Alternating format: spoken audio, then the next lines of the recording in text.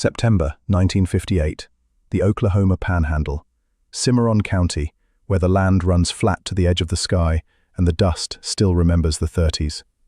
A man steps down off a road-dusted car at the curb in front of the First Cattlemen's Bank in Boise City. He's tall, broad through the shoulders. He's wearing a plain work shirt gone soft from washing, and a pair of boots so worn the leather has cracked white across the toes. There's red panhandle dust on him from his collar to his heels. He doesn't look like much. That's the point.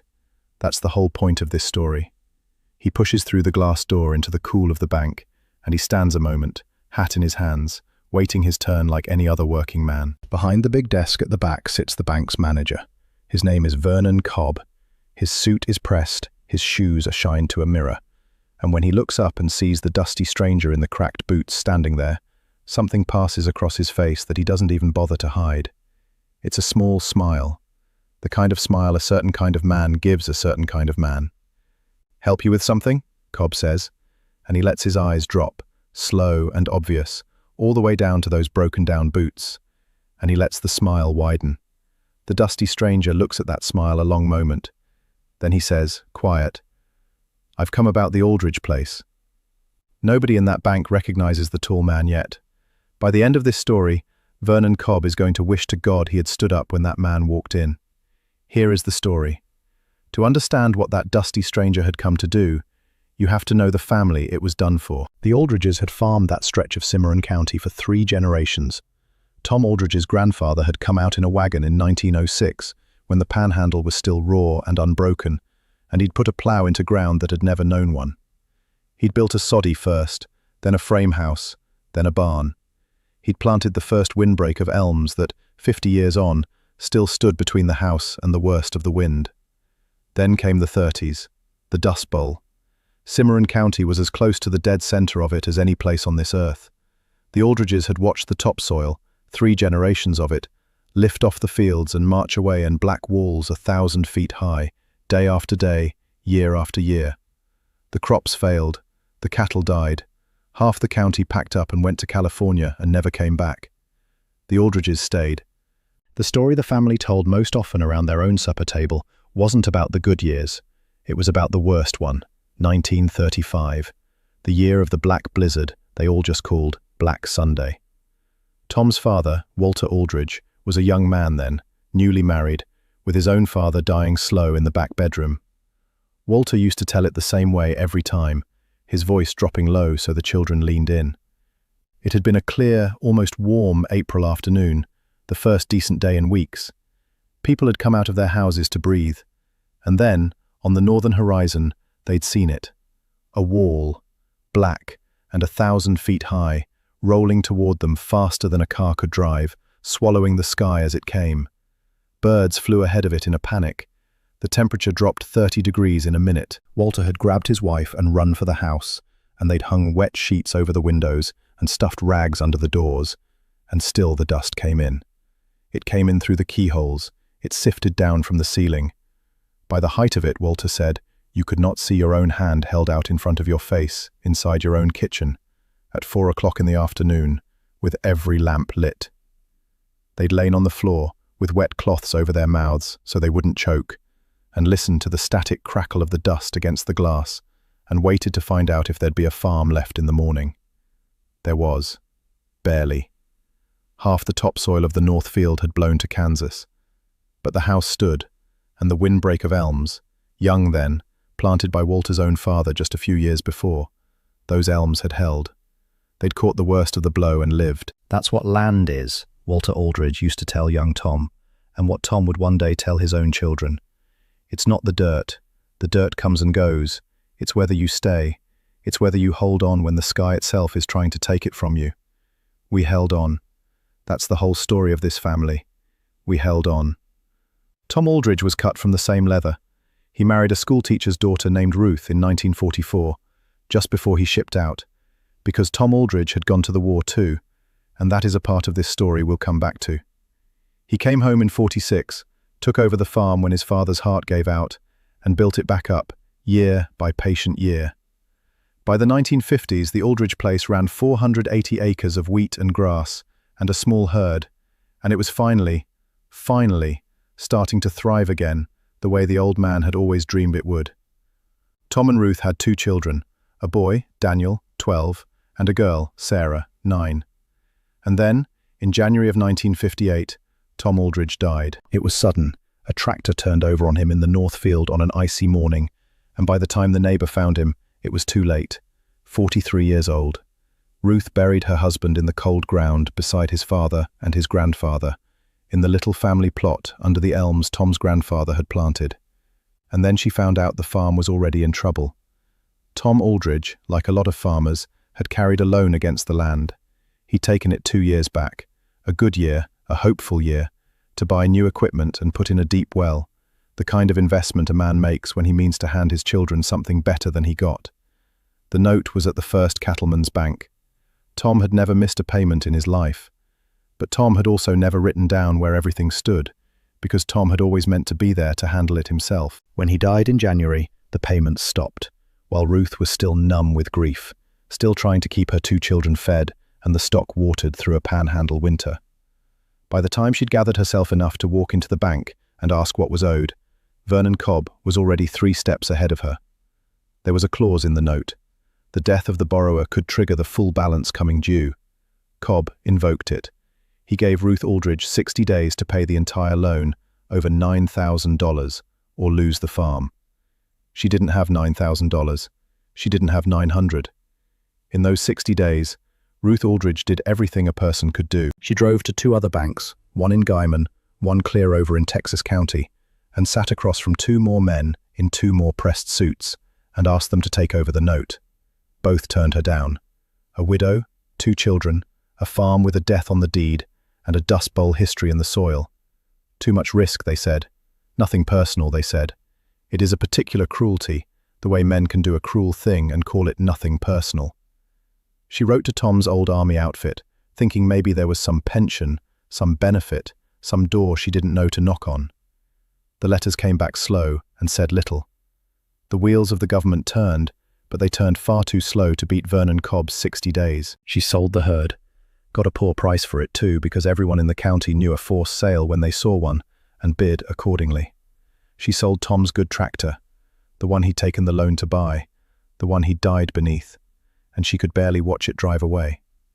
She gathered every dollar of it, and she carried it into the First Cattlemen's Bank and laid it on Vernon Cobb's desk. It wasn't close to enough. It wasn't a third of enough. Cobb counted it anyway, slow, and then he slid most of it back across the desk to her. He could not, he explained, accept a partial payment against a note that had already been called in full.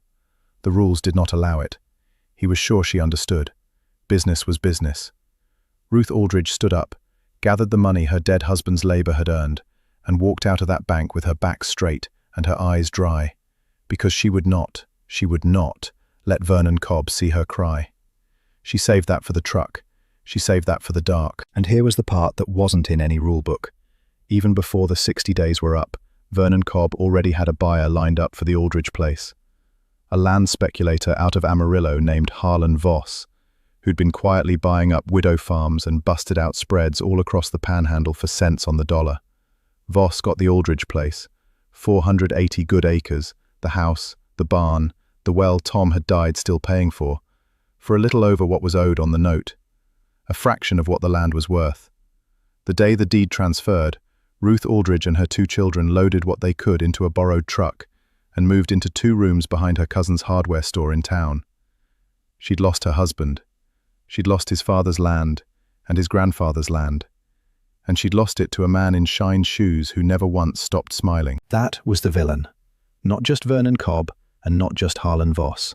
It was a whole system that had decided a grieving widow and 2 children meant less than a clause in a note. That the land which had owned 3 generations of one family could be taken by a stranger who'd never put a single seed in it, for the price of a debt and a smile. If you've ever been looked down on by a man in a fine suit, judged by your boots, your hands, your clothes, instead of by your character, then you already know exactly how Ruth Aldridge felt standing in front of that desk. Tell me in the comments where you're watching from tonight. Your town, your state. I read them all. And if you believe a man ought to be measured by his heart and not his boots, type one word for me down below: dignity. Now, Back to that bank. Because the dusty stranger has just told Vernon Cobb he's come about the Aldridge place, and Cobb is still smiling. Part 5. The hero acts. Vernon Cobb leaned back in his chair and looked the dusty stranger up and down one more time, taking his sweet time about it. The Aldridge place, Cobb repeated, like the words amused him. Friend, that property's already been sold, changed hands months ago. And if you don't mind my saying so, his eyes went to the cracked boots again. It's a working spread. Takes capital, real capital. You looking to hire on? Mr. Voss might need hands come spring. The stranger didn't rise to it. He just turned his hat slow in his big hands. Who's it sold to? Gentleman named Voss, out of Amarillo. Cobb folded his hands on the desk. But it's not for sale. He just bought it. Now, was there something else? Everything's for sale, the stranger said quietly. At the right number. What did he pay? Cobb laughed, a short, dismissive sound. That's bank business, friend. Not the sort of thing I'd discuss with. And he gestured vaguely at all of the dust on the man, at the worn shirt, at the broken boots. Well, with a fella in your situation. Now here's where the easy version of this story would have the stranger pull out a gun, or make a threat, or shout the bank down. That's not what happened, because the tall man wasn't there for a fight. He was there for a family. He reached inside his coat, slow so as not to alarm anybody, and he took out a folded paper, and he laid it on Vernon Cobb's desk and slid it across. That's a letter of credit, the stranger said, drawn on a bank in California. You can wire them and confirm it inside the hour. I'll wait. Cobb picked it up, still smiling. Then he read the number on it, and the smile came off his face the way frost comes off a window when the sun hits it. All at once, he read it again. He looked up at the dusty stranger.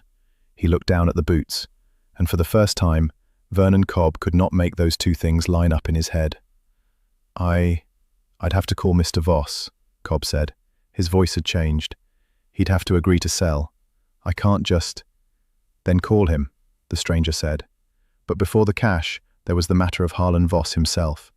Voss didn't come to the bank. He stayed in Amarillo and did his dealing by telephone, the way he did everything, at a clean distance from the people his deals were done to. But the stranger asked Cobb to keep him on the line. And Boise City would talk for years about the one-sided conversation they overheard, the tall man's half of it, spoken quiet into the bank telephone, while the whole lobby pretended not to listen. You bought a soldier's farm off his widow inside of 60 days, the stranger said. He wasn't shouting. That was the thing everyone remembered, how he never once raised his voice. I'm not here to argue whether it was legal. I expect it was. I'm here to tell you you're going to sell it back, today, for a profit, and you're going to feel grateful you got the chance. A pause, while Voss said something. No, the stranger said. I don't believe you'll hold it. I'll tell you why. A man who buys up widow farms for a living tells himself a story about it. He says it's just business. Somebody'd have bought it anyway. Might as well be him. And he gets to keep telling himself that story right up until the day a fella stands in front of him and makes him say it out loud, to his face. Another pause. I'm offering to let you take a good profit and go on telling yourself whatever you like. Or I can drive to Amarillo tonight and we can talk about it man to man. And I don't think you'd care for that conversation. Either way, son, that family's getting their land back. The only thing you get to choose is whether you made money doing the right thing or got embarrassed doing the wrong one. The lobby was dead silent. Whatever Harlan Voss saw, in that moment, looking at the choice laid out that plain, he took the money, he took the profit, and the story he could keep telling himself, and he sold the Aldridge place back, and he never set foot in Cimarron County again. Some folks said later that the stranger should have just bought it outright and spared Voss the profit. But the people who understood the tall man understood this too. He wasn't there to punish a speculator. Punishing Voss wouldn't have put a single elm leaf back on the Aldridge land. He was there to get a family home, the fastest clean way there was, and if that meant a greedy man walked off with a few dollars he didn't deserve, well, that was a price the stranger was glad to pay and never think about again. And then the tall man did the thing that Vernon Cobb and Boise City would talk about for the rest of their lives. He paid for it in cash. He went out to the dusty car and he came back with a leather satchel and he counted it out on the long counter of the First Cattlemen's Bank, bill by bill, slow and plain, in front of God and every teller and customer in the place. The full purchase price for Harlan Voss, the bank's fees, and the entire balance of Tom Aldridge's original note, paid clean to zero. When it was all counted and confirmed, and the papers were being drawn, the stranger gave just one instruction. The deed wasn't to be put in his name. "Put it in the name of Ruth Aldridge," he said. "Her and the 2 children. Free and clear. No note against it. Nothing owed to anybody." Cobb, white-faced now, asked the only question he had left. Who shall I say bought it? For the record. For Mrs. Aldridge." The stranger picked his worn hat up off the counter and set it on his head. "Tell her," he said, "that her husband paid for it, years ago, and that a man finally got around to settling the debt." And he walked out into the dust and got into the road-worn car and was gone.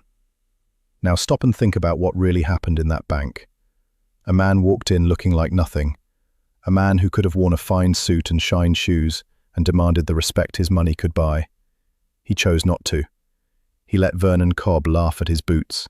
He let himself be judged and dismissed and offered a job as a hired hand. Why? Because the man in the worn boots understood something Vernon Cobb never would. That a person's worth was never in the leather on his feet or the cut of his coat. It was in what he did when nobody was making him do it. It was in whether he'd cross 1,000 miles to pay a debt that no court on earth would have ever made him pay. Cobb measured men by their boots. The stranger measured them by their word. Only one of those 2 men is remembered now. Stay with me, because the deepest part of this story, the reason that tall man crossed half the country to buy back a dead farmer's land, Ruth Aldridge herself wouldn't fully understand for nearly 60 years. Part 7. Resolution and Fallout. They sent word to Ruth Aldridge that afternoon. A boy ran down to the hardware store to tell her the bank wanted to see her. She walked in with her chin up, expecting more bad news, because by then, bad news was all the bank had ever brought her. Vernon Cobb met her at the door himself, and this time, Vernon Cobb was not smiling. He was, for the first time in anyone's memory, humble.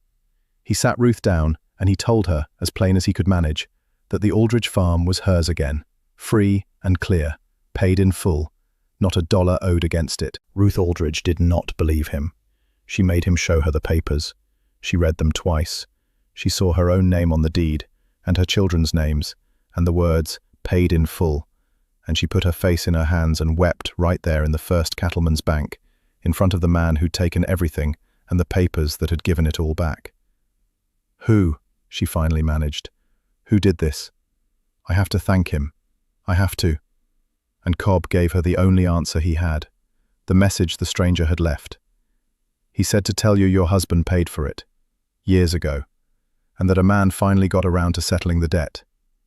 Ruth didn't understand it. She turned it over and over for years. Your husband paid for it. What debt? What had Tom done, out in the world, that a stranger would cross the country to repay? She moved her children back into the house under the elms within the week. She ran that farm herself, with Daniel growing into the work beside her, and she ran it well. She never sold an acre. She never carried a note against it again as long as she lived. And every single year, on a certain day in the fall, she set a place at the supper table for a man whose name she never knew, because somehow she had come to feel that the day the dusty stranger walked into that bank was the day her family was given back its life. As for Vernon Cobb, they say he was never quite the same man after. They say he started standing up when working folks came into his bank and shaking their hands, dust and all. Whether that's true or just a story the town liked to tell, nobody can say for certain now. But it's a good story, and there's truth in why people told it. Now here is the part of the story that Ruth Aldridge spent the rest of her life wondering about. What did her husband do that a stranger would cross half a country to repay? The answer went back to the war, to a frozen ridge in Europe in the winter of 1944, where a young Oklahoma farm boy named Tom Aldridge served as a medic. Tom never talked much about the war. Most of them didn't. But Ruth knew this much, because he told her once, late at night, years before he died, that on one bad night, under fire, Tom had gone out across open ground, 3 times, to bring back wounded men who'd have frozen or bled out where they lay. He'd carried them back one at a time on his own back. He never said how many. He never said their names. He said only that he'd done what any man would have done, and that he didn't care to talk about it. And Ruth had let it be. One of the men Tom Aldridge carried off that ridge survived because of it. That man went home. He made something of his life, something bigger than he ever expected. And he never forgot the Oklahoma farm boy who'd carried him out of the cold with no thought for himself. He'd meant to find Tom someday, to thank him, to repay a debt that can't really be repaid. But life is long and busy and full of good intentions a man never gets around to, and the years went by. And then, in 1958, the man heard, through the slow grapevine of veterans who keep track of one another, that Tom Aldridge had died, that he'd left a widow and 2 children, and that some bank had taken the family's farm. He didn't write a letter. He didn't send a check.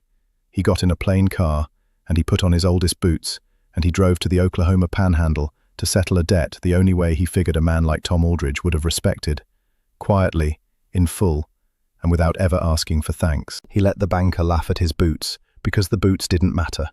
Nothing about the man's wealth or his fame mattered. The only thing that mattered was the farm boy who'd carried him off that ridge, and the family that farm boy had left behind. Ruth Aldridge ran her family's farm for the rest of her life, and she ran it proud. Her son Daniel grew up and farmed it beside her, and after her, and his own children grew up under the same elms his great-great-grandfather had planted in 1906. But it was Ruth's granddaughter, Sarah's girl, who carried the story furthest. Her name was Catherine. Catherine Aldridge grew up hearing about the dusty stranger who came back the family's land, and she grew up walking ground that her family had nearly lost forever, and it marked her. Catherine went off to the state university, the first in the family to go, and she studied soil. Specifically, she studied the science of bringing depleted, dust bowl-scarred land back to life, the very thing her ancestors had fought the sky to do with their bare hands. She became an agricultural scientist.